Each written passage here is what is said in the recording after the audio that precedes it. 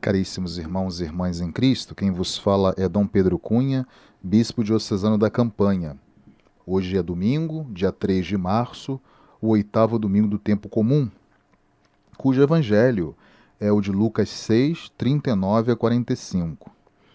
Eu gosto muito de dizer que esse sexto capítulo do evangelista São Lucas, ele é muito pertinente, porque nos dá a diretiva de como devemos viver a nossa fé, sobretudo no episódio das bem-aventuranças, o que devemos fazer para vivermos como cristãos e herdarmos a vida eterna. Então nós temos algumas passagens que eu considero corretivas para nós, mas são aquelas correções misericordiosas que o Senhor Jesus vai nos fazendo. E hoje, neste Santo Evangelho, nesse sexto capítulo, eu gostaria de destacar algumas frases importantes que Jesus nos coloca, mas são questionamentos que nos fazem entender melhor o mistério e também a vivência da mensagem de Jesus e a nossa própria vida cristã. Jesus faz hoje essa grande reflexão: pode acaso um cego guiar outro cego? Não cairão ambos na cova? Depois, uma outra frase também muito importante, que Jesus, portanto, aponta para o nosso discipulado, é quando ele diz: o discípulo não é superior ao mestre, mas todo discípulo perfeito será como o seu mestre. Então aqui está aquilo que nós chamamos da autorreferencialidade do nosso discipulado, que está pautado, sem dúvida alguma, em Jesus. Na verdade, Jesus compara a cegueira física com a cegueira espiritual, de quem tenta guiar o irmão sem antes buscar a própria conversão. Por isso, essa religião da interioridade, né? Vimos o tema domingo passado da misericórdia, para nós pensarmos que é a própria essência de Deus, aquilo que identifica Deus mesmo. E nem sempre nós somos misericordiosos no nosso modo de olhar e no nosso modo de agir.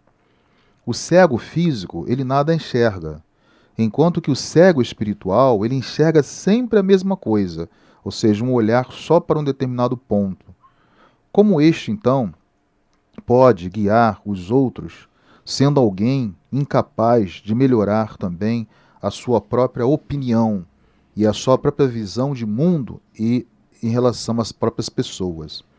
Lembremos-nos, portanto, que na mensagem desse Santo Evangelho, Jesus quer nos propor que o próprio Jesus, ele mesmo não veio para julgar, mas para trazer uma mensagem de misericórdia que vai progressivamente transformando o nosso coração.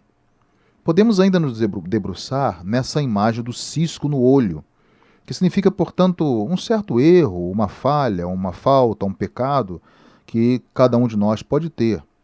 Então, facilmente nós enxergamos sempre o erro do outro, mas dificilmente enxergamos o nosso próprio erro, que muitas vezes aqui, nessa imagem de Jesus, é a própria trave. Então aqui está uma contraposição, né, entre um cisco, que é uma coisa menor, mas que está presente no irmão, e a trave, que é uma coisa maior, que está presente em nós. Então Jesus desvia o nosso olhar da exterioridade do outro para a própria gravidade presente no nosso interior, aqui representada por esta trave. Ou seja, enxergar é ao mesmo tempo querer corrigir o erro do outro, né, sem fazer um julgamento. Mas muitas vezes nós achamos que enxergar é querer corrigir o erro do outro já julgando. E aí, quando nós fazemos isso, nós ocupamos o lugar de Deus. Eu gosto sempre de dizer que quando nós julgamos o outro, nós assumimos o lugar de Deus, porque Deus é o justo juiz. E tão somente Ele pode julgar. Então não cabe a nós o julgamento, mas tão somente a Deus. Mas o homem, ele é tão ganancioso, soberbo, orgulhoso, que ele também muitas vezes quer, no relacionamento com o outro, ocupar esse lugar de Deus. Então por isso que Jesus vai chamar essas pessoas de hipócritas. Porque todo hipócrita é aquele que pretende corrigir o outro, pretende se colocar no lugar de Deus, e quando os seus próprios erros muitas vezes são maiores do que do próprio outro, né? Então deixar que o outro seja o outro, deixando inclusive que o próprio Deus julgue o outro, e não nós mesmos julgarmos o outro. Na verdade, ele quer exatamente que evitemos, né, essa religião da hipocrisia, dos falsos juízos, da soberba, de uma imagem extremamente altiva de nós mesmos, como se nós fôssemos as referências da perfeição, né, na religião, no mundo, no meio em que nós vivemos. Então, nós temos também muitas falhas e devemos guiar, portanto, para os nossos juízos também, essas nossas falhas e não direcionarmos nossos juízos para a falha dos outros. Então Jesus, portanto, nos ensina no Evangelho de hoje, né, que nós devemos julgar o irmão com misericórdia. Sem essa misericórdia, nunca o nosso irmão vai sair do erro. Sempre estarmos atentos, né, ao nosso proceder e também o próprio modo de corrigir deve ser um modo fraterno de correção, um modo misericordioso de correção. Por isso, assim, nós aprendemos com Jesus. Nós somos discípulos, não somos mestres nesse sentido. Nós temos que aprender como Jesus agia em relação ao pecador, com misericórdia.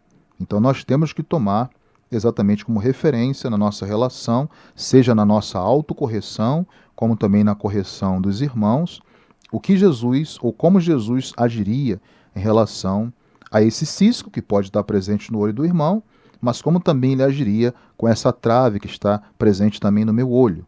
Então, se tem um pecado abundante, expresso aqui representado pela trave, significa que Deus é abundantemente misericordioso com aquele que mais pecou, porque também ele ama o pecador que se arrepende e começa uma vida nova, né? Quem tem esse bom coração sempre tem um olhar positivo sobre as coisas, né? Agora, quem é mau tem um coração que só tem coisas ruins, coisas más. Por isso Jesus chama os hipócritas de sepulcros caiados, que tem uma beleza externa, mas por dentro está cheio de perfídia, de podridão. Então Jesus, portanto, tem esse olhar messiânico sobre a interioridade de cada um de nós. Então, quando nós formos dirigir uma palavra, né, aos nossos irmãos que podem muitas vezes estar no erro, então, na verdade, nós temos que fazer brotar, né, essas palavras do nosso coração, que deve estar cheio do amor de Deus. Por isso a nossa correção será uma correção amorosa, será uma correção misericordiosa. E Jesus, portanto, é esse mestre da misericórdia, é o mestre desse coração cheio de amor, né? Ele é o amor visível de Deus por cada um de nós. Então o discípulo fiel, ele vai seguir esse gesto de Jesus, ou seja, de julgar segundo esse coração misericordioso. Então, a nossa grande pergunta, né, no Evangelho de hoje, é como nós estamos evitando o julgamento do outro. Então, o que poderíamos nós fazer de melhor para evitarmos esse erro, esse prejuízo, né, essa sentença que muitas vezes nós dirigimos aos nossos irmãos e irmãs, né? Quando um irmão muitas vezes tem um mal, tem um problema, traz uma questão que muitas vezes não nos agrada, temos que aprender a amá-lo com inteireza, porque a pessoa ela é composta de virtudes e de vícios também. Então, amar só uma parte da pessoa não significa a plenitude do amor.